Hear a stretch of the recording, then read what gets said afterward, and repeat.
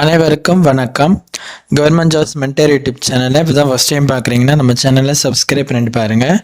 தொடர்ந்து government jobs update இந்த சேனலில் கொடுத்துட்டு வந்துட்டுருக்கோம். இசிஜிசி லிமிடெட் அப்படின்னு சொல்லக்கூடிய இந்திய ஏற்றுமதி கடன் உத்தரவாத கழகத்தில் அந்த நிறுவனத்தில் பிஓக்கான ஒரு நோட்டிஃபிகேஷன் தற்போது ரிலீஸ் பண்ணியிருக்காங்க. அதை பற்றின விவரங்கள் இந்த வீடியோவில் பார்க்கலாம். இது ஒரு நிரந்தரமான அரசு வேலை, மத்திய அரசு வேலை.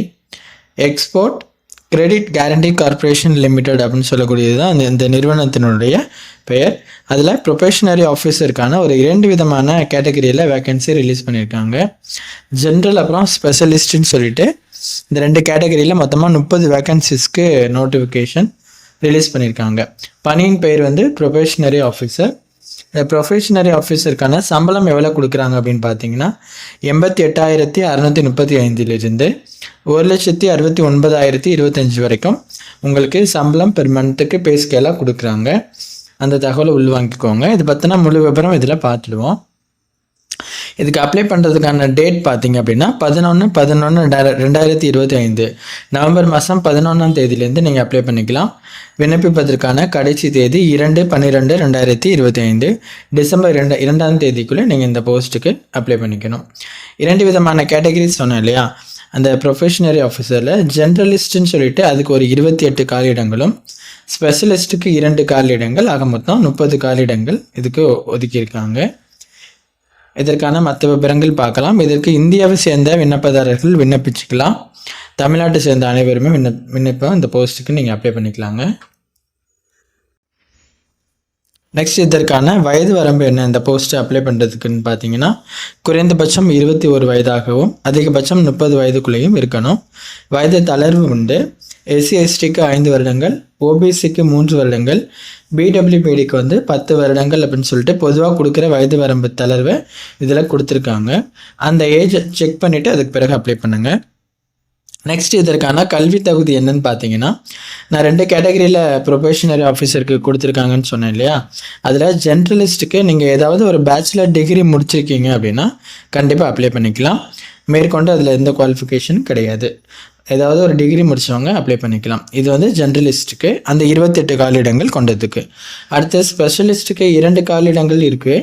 அதற்கான கல்வி தகுதி என்னன்னு பார்த்தீங்கன்னா நீங்கள் மாஸ்டர் டிகிரியில் ஹிந்தி அல்லது ஹிந்தி டிரான்ஸ்லேஷன் முடிச்சிருக்கணும். அதுக்கு முன்னாடி நீங்கள் பேச்சுலர் டிகிரியில் இங்கிலீஷ் ஒரு சப்ஜெக்டாக இல்லை மேஜர் சப்ஜெக்டாக கோர் அல்லது எலக்ட்ரிக் சப்ஜெக்டாக வச்சு படிச்சிருக்கணும்னு சொல்லியிருப்பாங்க. இல்லை நீங்கள் மாஸ்டர் டிகிரியில் இங்கிலீஷில் மாஸ்டர் டிகிரி முடிச்சுட்டு அதோட பேச்சுலர் டிகிரியில் நீங்கள் ஹிந்தி ஒரு சப்ஜெக்டாகவோ அல்லது கோர் சப்ஜெக்டாக இல்லைன்னா எலக்டிவாக நீங்கள் வச்சு படிச்சிருக்கணும். இல்லை ஏதாவது ஒரு மாஸ்டர் டிகிரி முடிச்சுட்டு இங்கிலீஷ் அப்புறம் ஹிந்தி 2யுமே நீங்கள் ஒரு சப்ஜெக்டாக வச்சு நீங்கள் பேச்சுலர் டிகிரியில் படிச்சிருக்கணும்னு சொல்லியிருப்பாங்க. இல்லை மாஸ்டர் டிகிரி போத்து, அதாவது இங்கிலீஷ் அண்ட் ஹிந்தி டிரான்ஸ்லேஷன் நீங்கள் முடிச்சிருக்கீங்கன்னா கூட இந்த போஸ்ட்டுக்கு அப்ளை பண்ணிக்கலாம். இப்போ நான் 2வது சொன்னது ஸ்பெஷலிஸ்ட்டுக்கு இந்த மாஸ்டர் டிகிரி வருது.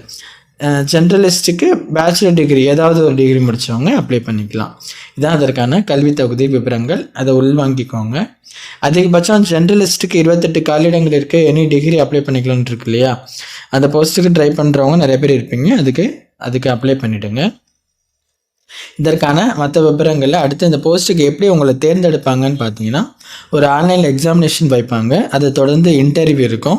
அதன் அடிப்படையில் தான் உங்களை தேர்ந்தெடுப்பாங்க. ஆன்லைன் எக்ஸாம் பார்த்தீங்கன்னா ஜென்ரலிஸ்ட்டுக்கு ஒரு சிலபஸும் ஸ்பெஷலிஸ்ட்டுக்கு ஒரு சிலபஸும் கொடுத்துருக்காங்க. அது என்னென்னங்கிறது உங்கள் டேபிள் வைஸ் 2ம் தனித்தனியாக கொடுத்துருக்காங்க. இதை பார்த்துட்டு அப்ளை பண்ணுங்கள். இதை படிக்க ஆரம்பிச்சிடுங்க. இப்போ ஜென்ரலிஸ்ட்டுக்கு பார்த்தீங்கன்னா 200 கொஸ்டின்ஸ்க்கு 200 மார்க்குக்கு 140 நிமிஷத்துக்கு உங்களுக்கு எக்ஸாம் நடக்கும். அதே போல் ஸ்பெஷலிஸ்ட்டுக்குமே 200 கொஸ்டின்ஸ்க்கு 200 மார்க்குக்கு 140 நிமிஷத்துக்கு இருக்குது. ஓகேவா? இந்த தகவலை உள்வாங்கிக்கோங்க. இந்த எக்ஸாம் ஆன்லைன் எக்ஸாம் முடிஞ்சதுக்கு பிறகு தான் உங்களுக்கு இன்டர்வியூ இருக்கும். இந்த எக்ஸாம் எங்கே நடக்கும் அப்படின்னு பார்த்தீங்கன்னா உங்களுக்கு எக்ஸாமினேஷன் சென்டர் ஆல் ஓவர் இந்தியாவுக்குமே இருக்குது. அதில் தமிழ்நாட்டுக்கு எங்கே இருக்குது அப்படின்னு பார்த்தீங்கன்னா சென்னை, கோயம்புத்தூர், மதுரையில் இருக்கிறதா சொல்லியிருக்காங்க. மற்றபடி ஆல் ஓவர் இந்தியாவும் எங்கே எக்ஸாமினேஷன் சென்டர் இருக்குங்கிறது இந்த பேஜ் நம்பர் 13 நீங்கள் பார்த்து தெரிஞ்சுக்கோங்க. தமிழ்நாட்டிலே உங்களுக்கு சென்னை, கோயம்புத்தூர், மதுரை உங்களுக்கு நியர் எங்கே இருக்கோ அப்படிங்கிற மாதிரி உங்களுக்கு அந்த இடத்துல உங்களுக்கு எக்ஸாமினேஷன் சென்டர் அலோகேட் பண்ணுவாங்க. இந்த தகவலை உள்வாங்கிக்கோங்க. அடுத்து இந்த போஸ்ட்டுக்கு நீங்கள் ஆன்லைனில் தான் அப்ளை பண்ணணும். ஆன்லைனில் அப்ளை பண்ணுறதுக்கு இசிஜிசியோட அவங்களோட அஃபிஷியல் வெப்சைட் கெரியர் பேஜில் போய்ட்டு பார்த்தீங்கன்னா இதற்கான லிங்க்கும் இருக்கும். அதை நான் உங்களுக்கு காமிக்கிறேன். அதற்கு முன்னாடி இந்த அப்ளிகேஷன் ஃபீஸ் எவ்வளோ அப்படிங்கிறது நம்ம தெரிஞ்சுக்கலாம். இதுக்கு அப்ளை பண்ணுறதுக்கான அப்ளிகேஷன் ஃபீஸ் வந்து எஸ்சி எஸ்டி பிடபிள்யூபிடி கேண்டிடேட்ஸ்க்கு 175 ரூபாயும், அது இல்லாமல் மற்ற எல்லா கேண்டிடேட்ஸ்க்கும் 950 ரூபா அப்ளிகேஷன் ஃபீஸுங்கிற மாதிரி சொல்லியிருக்காங்க. இந்த அப்ளிகேஷன் ஃபீஸ் வந்து நீங்கள் ஆன்லைனில் அப்ளை பண்ணும்போது பே பண்ணுற மாதிரி இருக்கும். ஆன்லைனில் அப்ளை பண்ணுறதுக்கு இசிஜிசியோட அஃபிஷியல் வெப்சைட்டில் வந்தீங்கன்னா அவங்க அதற்கான லிங்க், அப்ளை பண்ணுறதுக்கான லிங்க் கொடுத்துருப்பாங்க. அது இந்த லிங்க் தான். இதில் வந்து நீங்கள் ரிஜிஸ்டர் பண்ணிவிட்டு அப்ளை பண்ணிக்கலாம். உங்களுக்கு நோட்டிஃபிகேஷனு அப்ளை பண்ணுறதுக்கான லிங்க்கையும் டிஸ்கிரிப்ஷனில் கொடுத்துருக்கோம். நோட்டிஃபிகேஷனை தரவை பார்த்துட்டு அதுக்கு பிறகு அப்ளை பண்ணுங்கள். வேறு எதுவும் டவுட் இருக்குன்னா கீழே கமெண்ட் பண்ணுங்கள். உங்கள் ஃப்ரெண்ட்ஸுக்கு ஷேர் பண்ணி அவங்களுக்கு தெரியப்படுத்துங்க. தேங்க்யூ.